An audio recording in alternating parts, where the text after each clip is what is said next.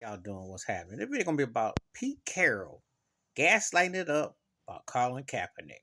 He had a press conference yesterday, and Colin Kaepernick was working out with Lockett.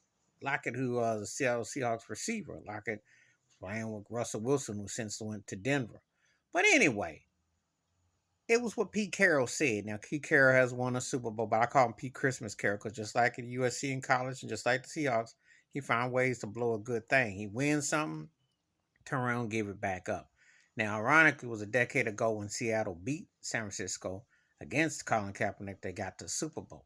But anyway, let's get to this story. So Pete Carroll gets on his little box and says Colin Kaepernick called him up and asked him for a second chance because Cap can still play. And I've done some research. Cap can still start for about 8 teams in the NFL roughly, and a backup for about 17 to 20 easily if that was the case. I'm just being real. I've been watching how things play out. But anyway, press conference, he says he deserves a second chance. And I said, second chance at what? What law did Colin Kaepernick break?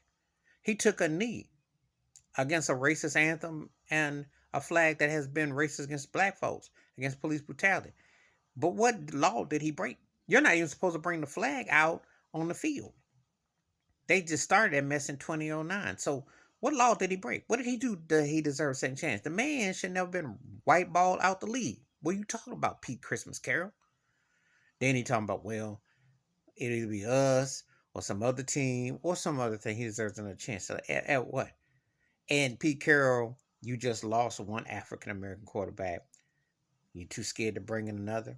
You too scared because you got this supposedly white liberalism. You're like Mike the meathead from All in the Family. Remember how Mike was on All in the Family? If you watch that show, the white liberal who says all the right things and feels all this. But what are you gonna do?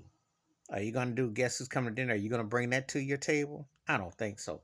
Pete Carroll is one of the biggest frauds and shams in pro sports, like most of them are.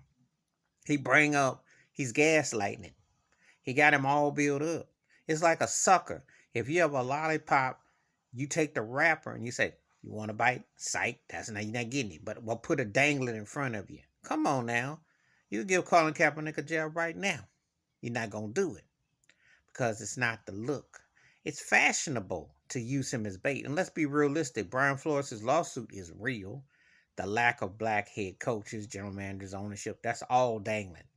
Heck, they just really in the last decade since Kaepernick was a starter that they had black quarterbacks more fashionable. I'm talking about more inclusive in the last decade. We're not talking 20 years ago. And before anybody brings up Steve McNair, Michael Vick, and those guys, that was on a handful. It's more common now in the last decade, but as I pointed out, what Lamar Jackson had to go through when they told him maybe you should try to be a wide receiver, they tried to come at him like that.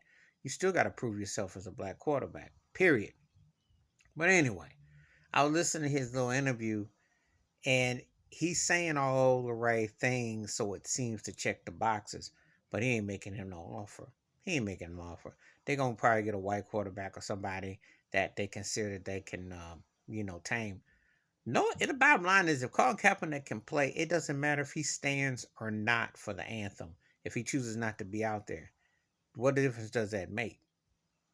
You see, and the reason why I say that because you got coaches who tank. Teams are paid to tank. Okay, let's call it for what it is. Um, Owners have supported Trump openly, gave big sums of money. That's political agenda. So tell me what's not a political agenda.